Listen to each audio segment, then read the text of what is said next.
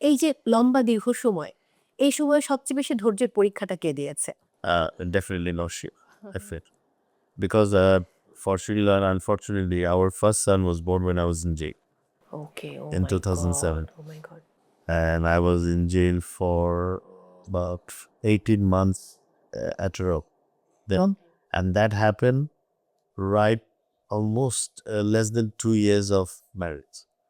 এর মাঝে তো 1 বছর পরে একটা অ্যাক্সিডেন্ট আমার আম্মা আমার বোন আমার ফুপি ইন্তেকাল করলেন। That was in 2006, and 2007 a 111 happened, and we all got arrested, Abbu Ami, and she was alone. And then she was carrying my child.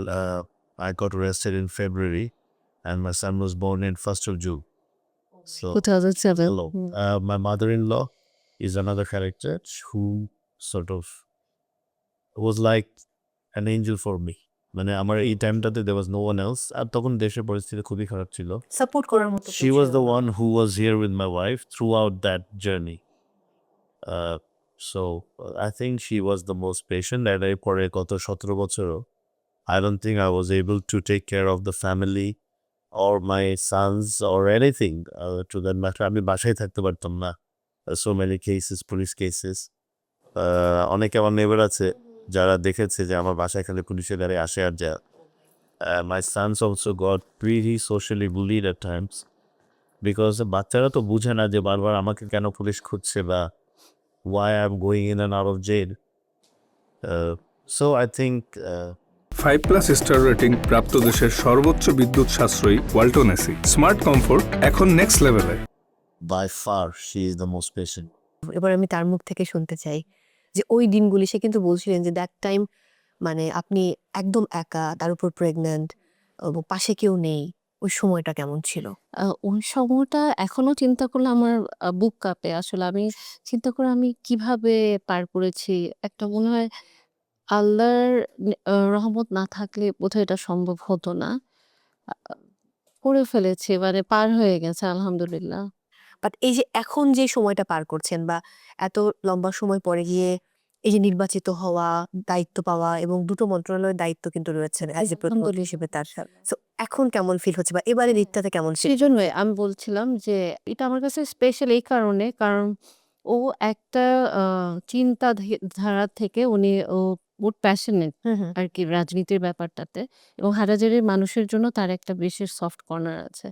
তো খুব চাইতো যে আমি হাতে কিছু দায়িত্ব পেলে আমি আমার গ্রামের মানুষদের জন্য করব, বাংলাদেশের জন্য কিছু একটা করতে চাই। আমার পড়াশোনাটা আমি যতটুকু আমি চিন্তা করি, কিছু একটা আমি আমার মেধাকে কাজে লাগাতে চাই। তো আমি এইজন্য ওর জন্যই খুশি যে ওর স্বপ্নটা বাস্তবায়ন হয়েছে এবং আমি এখনো দেখে যাচ্ছি আরকি। কারণ আমার যখন ডেলিভারি টাইমটাতে আমার কিন্তু প্রেশার অনেক লো হয়ে যাচ্ছিল। মানে মানে ওই একটা সিচুয়েশন না যে যখন বাচ্চা এবং মায়ের মধ্যে একটা ইয়ে থাকে যে রিস্কি পজিশনে থাকে। আমি ওই সময়টাতে আমার মনে হচ্ছিল আমি যদি আর নাই থাকি দুনিয়াতে, আমি দেখব না যে বাচ্চার সাথে ওর দেখা হয়েছে কিনা। অনেক কিছু আনসার্টেনিটি ছিল। তো এখন এসে মনে হচ্ছে লাইফটা একটু আলহামদুলিল্লাহ সেটেলড, আর লাইফ ইজ গুড। আর এর মধ্যে আমি একটা বলি, ওরও ধৈর্য অনেক। আমি ওর থেকে শিখেছি ধৈর্যশীল হওয়া। আর আমি যে বকবক করি আর ও যে চুপচাপ শুনে, এটা আমার খুব ভালো লাগে। আপনি বকবক। হ্যাঁ, আমার চেহারাতে বোঝা যায় যে আমি শান্ত, কিন্তু আমি আসলে শান্ত না। আমি অনেক চঞ্চল, তাই না? যে আর উনি হচ্ছে অনেক ঠান্ডা, চুপচাপ। তো আমি বকবক করেই যাই আর উনি শুনতে থাকে, ওরকম আরকি। আচ্ছা, আমি প্রতি বাসায় গিয়ে জিজ্ঞেস করছি যে তাহলে আপনাদের ঘরের প্রধানমন্ত্রীকে এবং মাননীয় স্পিকারকে। আচ্ছা। সো আপনাদের আর কি কোনো ডাউট থাকার কথাটা কোনো বাসায় আছে? না, কোনো ডাউট নেই।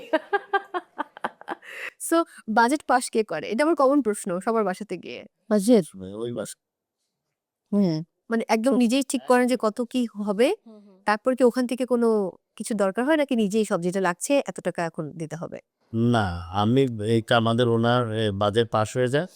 তারপরে সরকারের যেখান থেকে পারি আমরা জোগাড় করে ওনার হাতে দিয়ে দেই, উনি ওনার মতো করে করেন।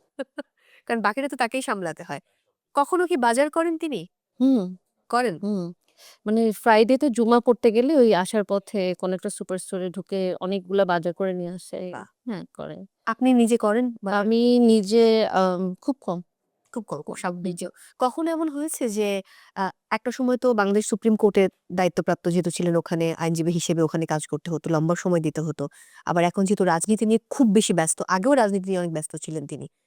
রান্নাঘরে কখনো আপনার সঙ্গে তিনি সময় দিয়েছেন? অনেক ভালো রান্না করে। যেহেতু লন্ডনে ছিল তো একা অনেক কিছু শিখেছে রান্না করার ইয়েটা। আর আমরা যখন দেশের বাইরে যাই, অনেক সময় একটু লম্বা সময়ের জন্য যদি যেতে হতো, তখন দেখতাম ব্রেকফাস্টটা উনি প্রিপেয়ার করে দিত, হেল্প করে দিত অনেক সময়। যদি মায়ের গল্প শুনি তাহলে কি বলবেন? মায়ের হাতের কোন রান্না অসম্ভব পছন্দ ছিল? মানে মায়ের হাতের সব রান্নাই সব সন্তানের পছন্দ, তারপরেও কিছু স্পেশাল ডিশ থাকে। আমি চিকেন কোরমাটা পছন্দ করি পরোটা দিয়ে। This was from my mother. ওকে।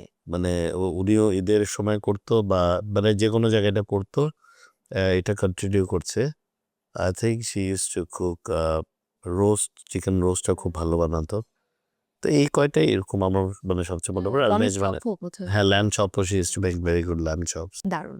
এই যে এত কিছু বলছিলেন, দুজনের ধৈর্যের গল্প শুনেছি। এবার যদি জানতে চাই যে